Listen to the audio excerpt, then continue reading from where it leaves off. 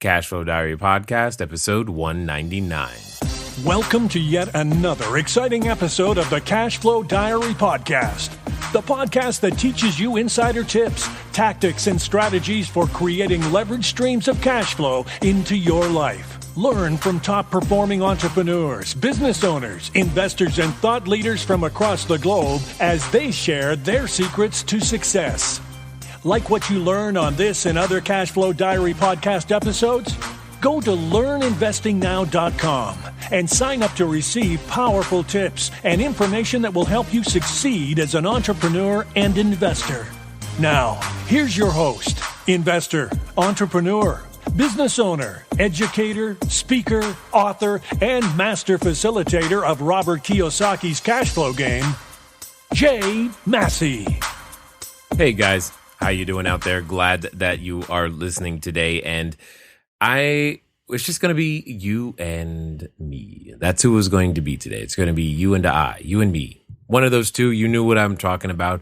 No guest. I just got some things that I want to share. Make sure that we document here at the Cashflow Diary all the things that go through whatever it takes to make all the great stuff happen. And as you guys know, if you've ever listened to episode number 1, this started out as a project to be able to document, specifically for my children was the idea, that they would know, they would have a clue of how I thought if something should happen to me, they would have the details, the understanding of what it is that they would need to know and or do in order to be able to have success and build cash flow and assets, etc. And then it wasn't until a friend said, hey, I bet you adults would be interested in that information too, that we began to do this in a more public fashion. And hey, well, here we are.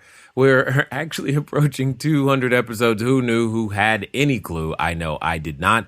I didn't know you were interested. Didn't know you would listen. Didn't know that you would star, rate, and review. We'll call that a hint.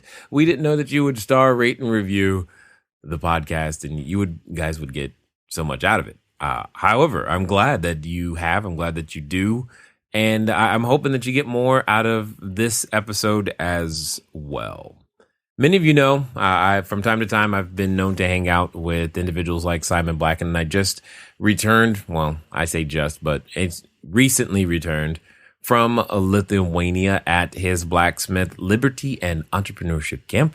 It was awesome to be there again. It was awesome to hang out with, Cliff, me, and Craig Ballantyne, and all kinds of interesting entrepreneurs from all across the globe, and be able to share with them the things that I've learned and learn from them, the things that they know from their respective countries. If you've never had an opportunity to hang out with entrepreneurs from another country, if that opportunity ever comes across your table, well, I'm just going to tell you, take it. Take it as fast as you possibly can, and you will be the better for it. I mean, your product will be better. You'll be better. Everyone around you will be grateful, and it'll only make sense after the fact. So the question is, what are we going to talk about today?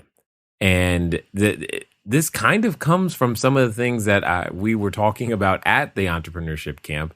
Because the host, Simon, was very animated about a number of different subjects. But one of the things that was interesting was in today's, 160 character world, we might be deceived. You might be deceived. We can all get deceived in what it might take in order to actually achieve a result, or what it might be, how long it might be before we actually hit our stride or make that mark or do any of those big, amazing things that we've seen and heard that happen to people, and indeed us, when we go out there and make these things happen. So the first two sections. So here's what I'm going to do, and I'm going to ask you to stick with me. All right, I want you to stick with me. I promise you, there's a point to this little section that I'm about to do for you, and the next one, and you'll have to stick around for the third one in order for it all to make sense.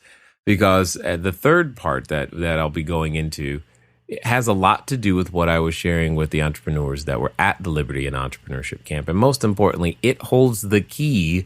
It holds the key to you understanding why you may not have made it yet, more importantly, what the steps are that you're going to need to go through in order to get there. And most importantly, gives you some context for the path that I believe all of us are on in some way, shape, or form.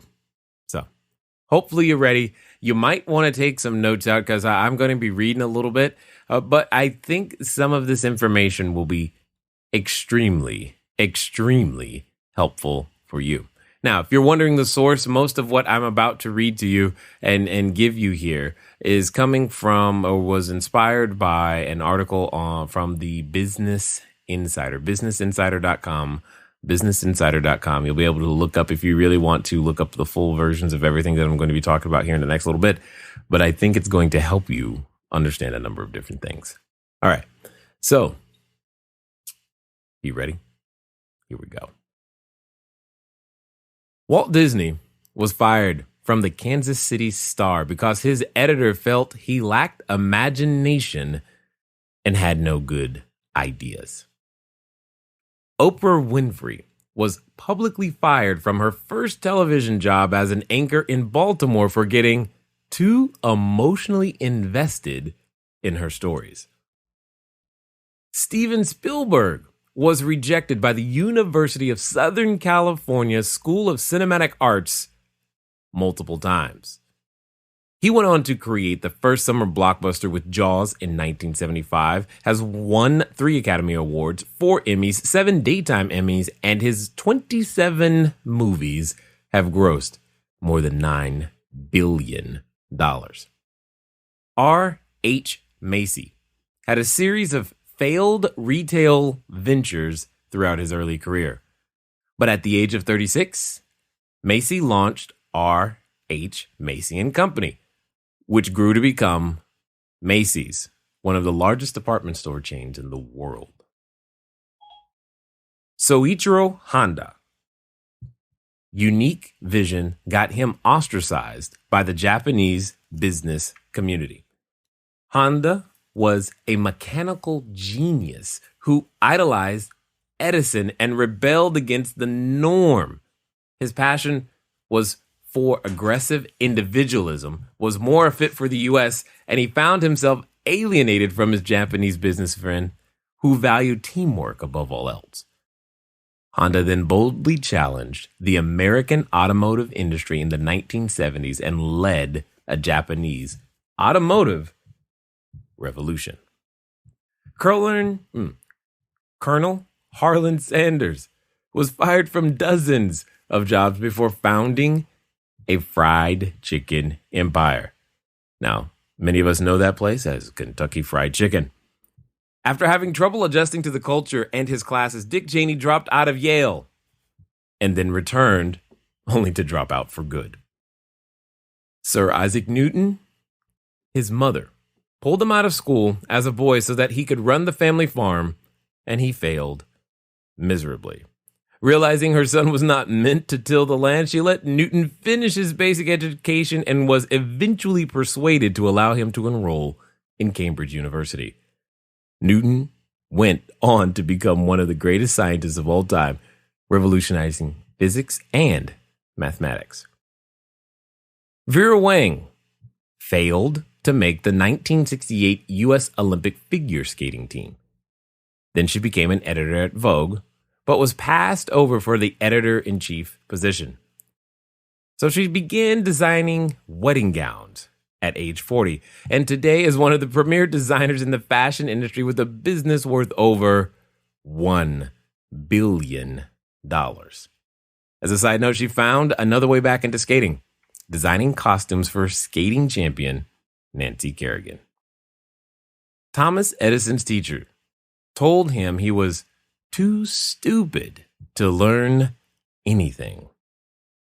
After that, things stayed bleak for a while as Edison went on to be fired from his first 2 jobs for not being suitably productive. Edison went on to hold more than 1,000 patents and invented some world-changing devices like the phonograph, practical electric lamp, and movie camera. You might even say, not for him, you wouldn't be listening to me right now. As a child, Albert Einstein had some difficulty communicating and learning in a traditional manner. Of course, Einstein's communication and behavioral problems were not indicative of a lack of intelligence. He went on to win the Nobel Prize in Physics for the discovery of the photoelectric effect, and his special theory of relativity corrected the deficiencies in Newtonian physics. J.K. Rowling was a single mom living off welfare when she began writing her first Harry Potter novel. Rowling is now internationally renowned for her 7-book Harry Potter series, and U.S. currency became the first billionaire author in 2004. Let us continue. You're probably wondering, where is Jay going with all this? Do you know how many more people are on this list? Here's another one. A young Henry Ford ruined his reputation with a couple of failed automotive businesses. However, after conducting a search, he was finally able to find a partner who had faith in him. Ford proved he had learned from his mistakes when Ford Motor Company forever changed the automotive industry and culture with its assembly line mode of production. Now you're going to really like this one. While developing his vacuum, Sir James Dyson went through 5,126 failed prototypes and his savings over a 15-year period. But the 5,127th prototype worked, and the Dyson brand name became the best-selling bagless vacuum brand in the United States. He is now worth an estimated $4.9 billion, according to Forbes. Stephen King grew so frustrated over his attempt to write the novel Carrie that he threw away the entire early draft. King's wife Tabitha found the manuscript in the trash and took it out. Carrie became a hit and launched his career. King's novels have since sold over 350 million copies. Lady Gaga got dropped by her record label, Island Def Jam, after 3 months. Upon receiving the news, she cried so hard she couldn't talk. Now, Stefani Germanotta is a pop icon, the winner of 6 Grammy Awards and a Songwriters Hall of Fame award. She's a regular on Billboard's Artist of the Year list and is known for her activism and is worth $59 million, according to Forbes. Ang Lee failed Taiwan's college entrance exams twice. Then he tried to go to acting school, but his English wasn't good enough. Now, you may not recognize that name, but he is a 3-time Academy Award-winning director and the man behind mega hits like Crouching Tiger, Hidden Dragon, Life of Pi, and Brokeback Mountain. All of those individuals have a lot in common with you and I as you continue on this journey. But there's a few more that I want to share with you as well. Just some thoughts. Microsoft founder Bill Gates. Before he's the Bill Gates that we know today, he served as a congressional page. Actor Christopher Walken started his performance career as a lion tamer. Amy Poehler, she scooped ice cream. Media mogul, philanthropist, and former mayor of New York City, Michael Bloomberg, was a parking lot attendant. Apple founder Steve Jobs talked his way into a job at Hewlett-Packard. Former Boeing CEO Jim McNerney was a cattle rancher. Yahoo CEO Marissa Mayer was a grocery store cashier.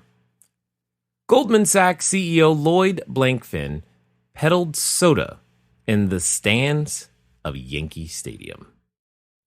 Netflix CEO Reed Hastings sold vacuum cleaners door to door. Former Secretary of State Madeleine Albright sold bras. That's right, bras. Amazon founder Jeff Bezos castrated bulls and ran a summer camp. Hopefully not at the same time.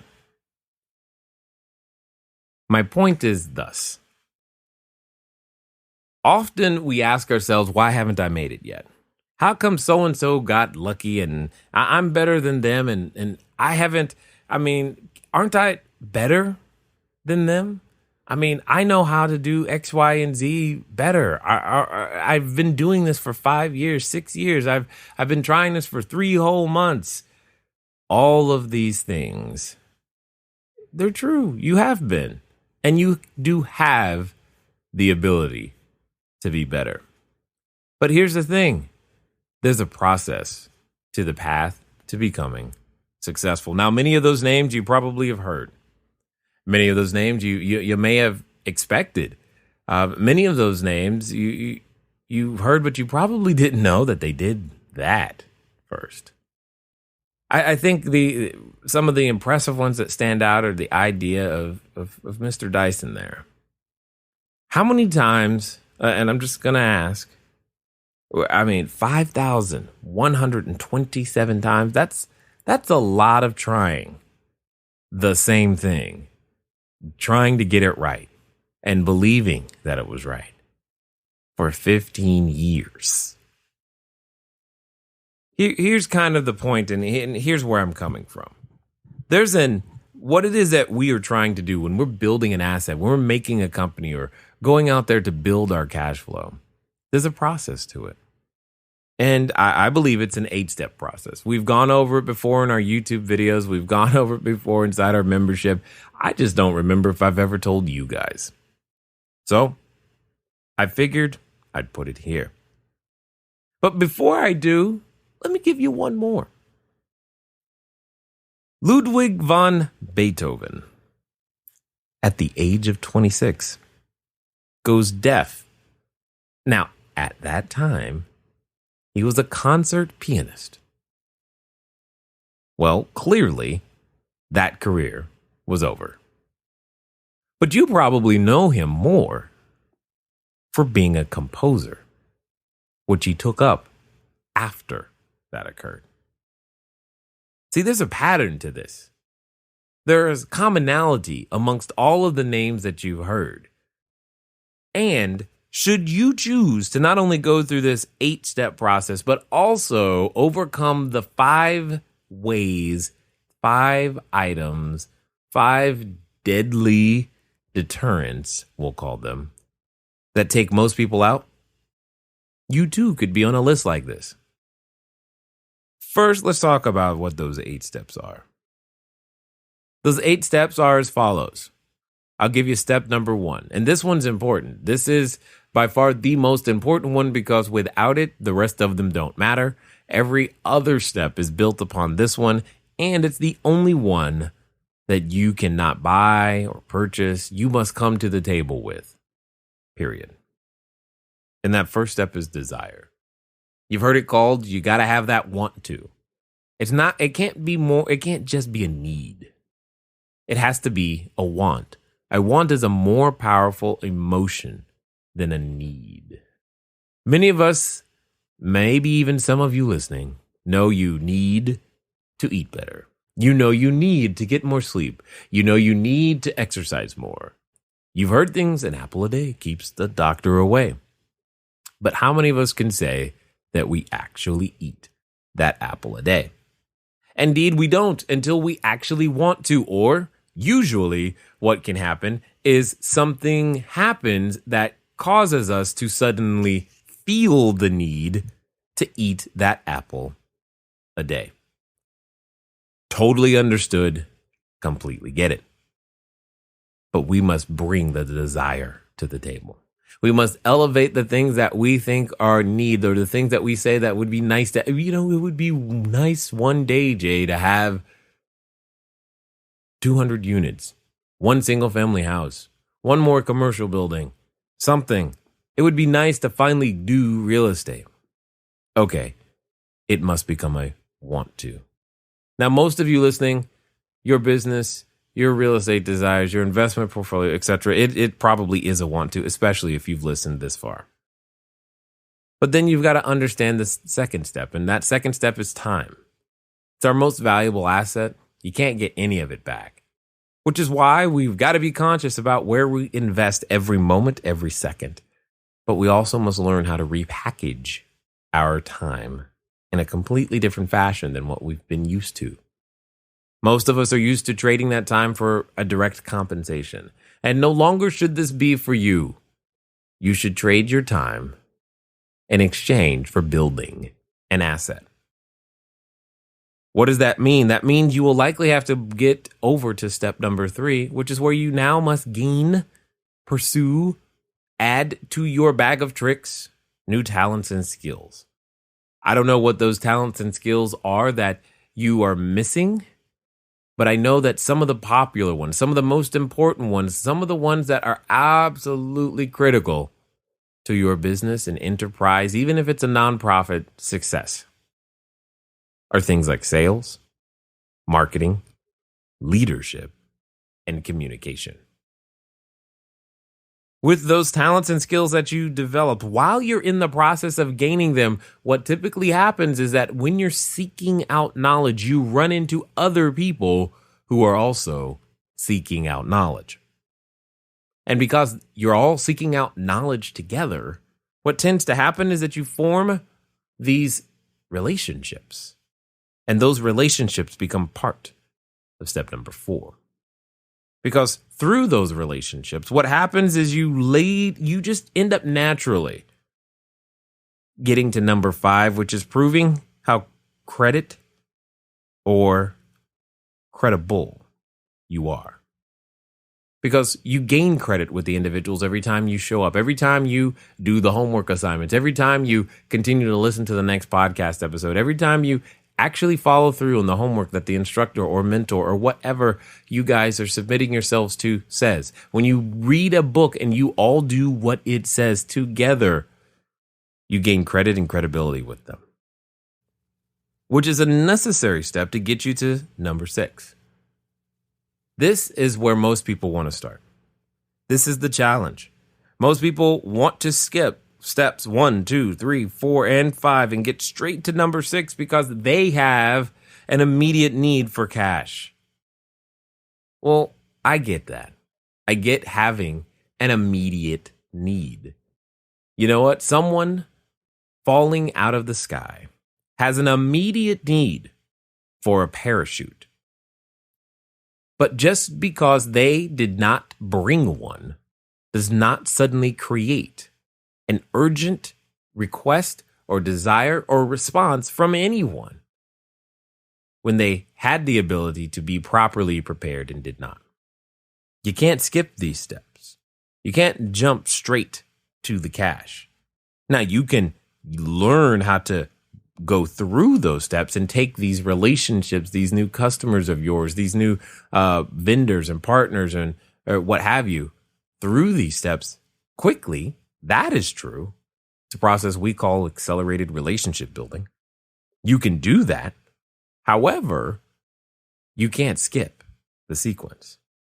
Because once you get to the cash step, what happens here is you must remember this rule. You must give more in use value than you take in cash value.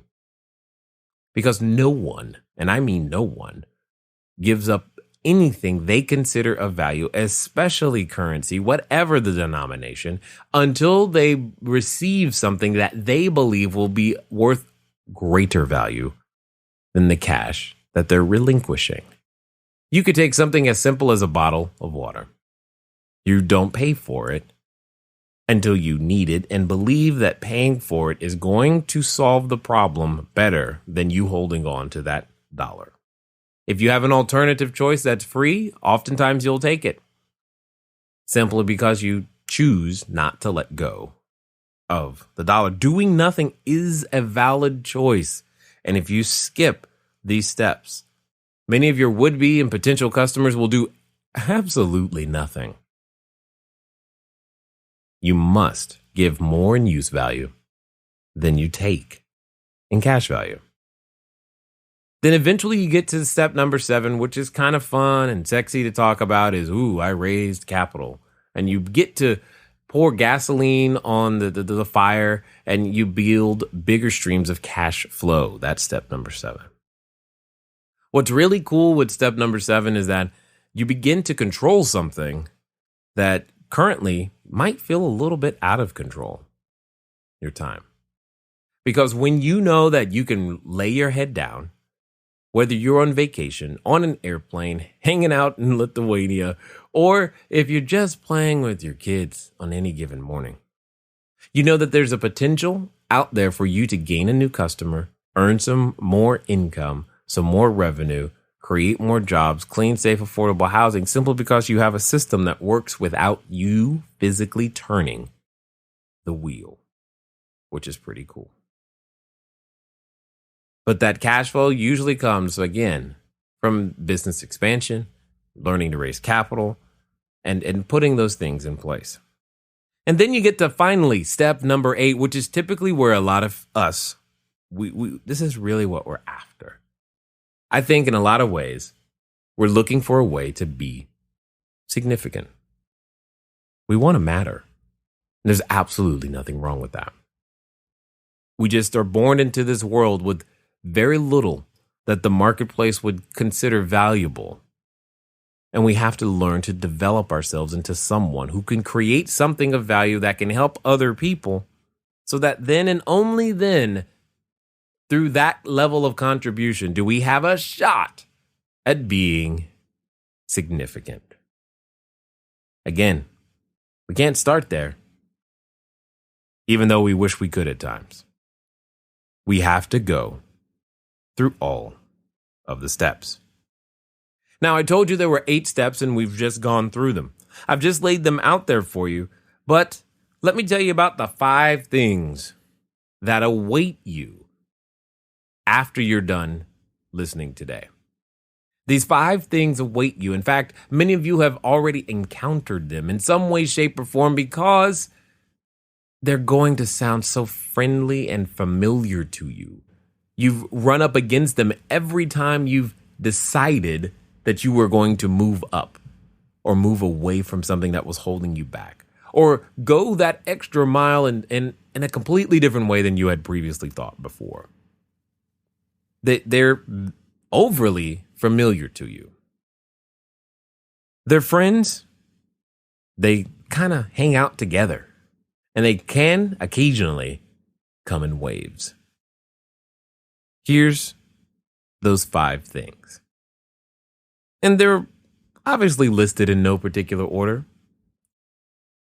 But these 5 things that tend to take most people out are delay, denial, a dead end, discouragement, and disappointment. See, one of the reasons I listed all of those individuals at the beginning of this episode for you was because many of them experienced a delay. Many of them experienced a denial. I mean, you want what, I mean, it's not like you, you want to get in. You want your result the first time you try, right? That's what you're typically after. No one wants to be, if I promise you, Ang Lee would not have written his story the way it happened. Remember, he failed Taiwan's college entrance exams twice. Then he tried to go to acting school, and that didn't work because his English wasn't good enough. Now, what's really interesting is that his father was a high school principal. All of that's going on, and where he belonged was clearly directing movies. See, those delays, those denials, actually, when taken the best way, can lead you to what it is that you're actually supposed to do. Now, a dead end can also be deadly for your dreams. Pretty much Stephen King experienced this, right? Because he grew so frustrated about Carrie that he threw it away, completely gone. Now, I've read some of his books. I've since stopped reading them because they scare me. Good job. 350 million copies. It's a lot of books. It's a lot of books.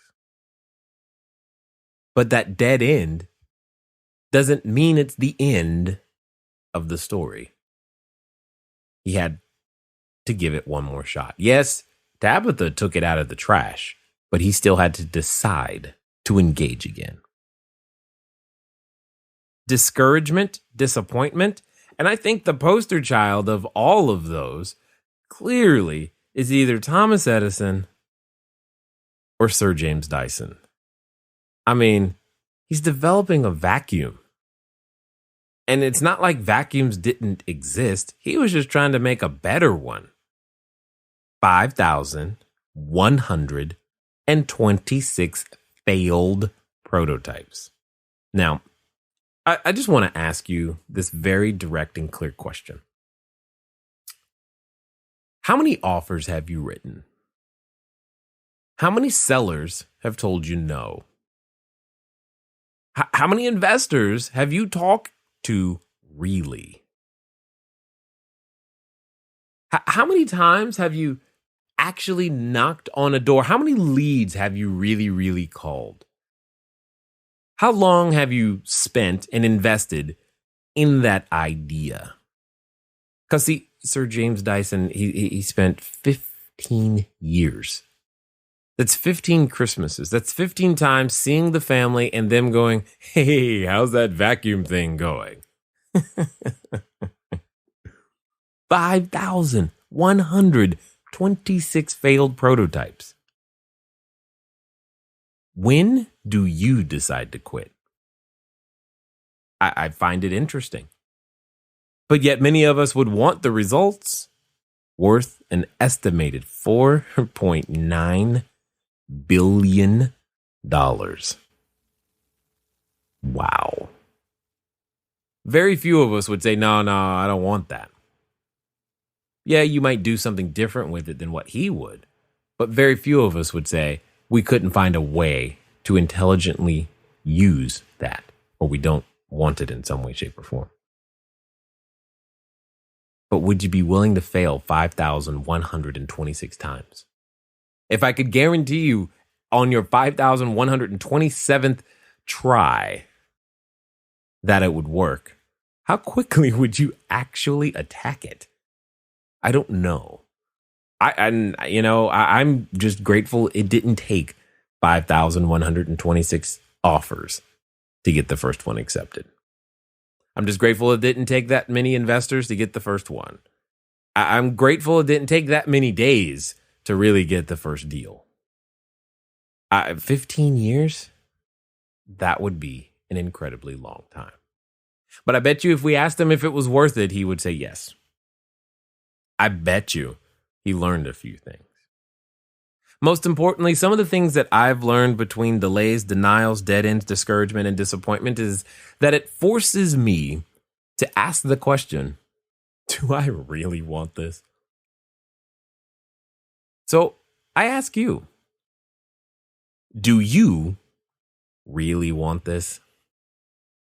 If so, I think you know the prescription. I think you know exactly what you need to do. It's time to move at the speed of instruction.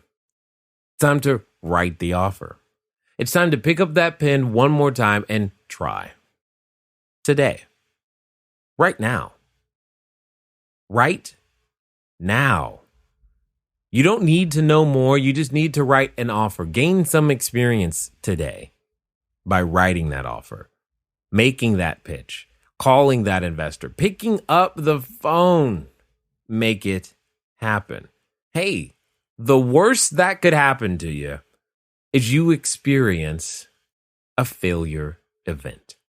You get to experience something that you didn't intend on at the beginning happening. Well, as we've already discussed, to me, it sounds like you'd be in pretty good company. Will you join us?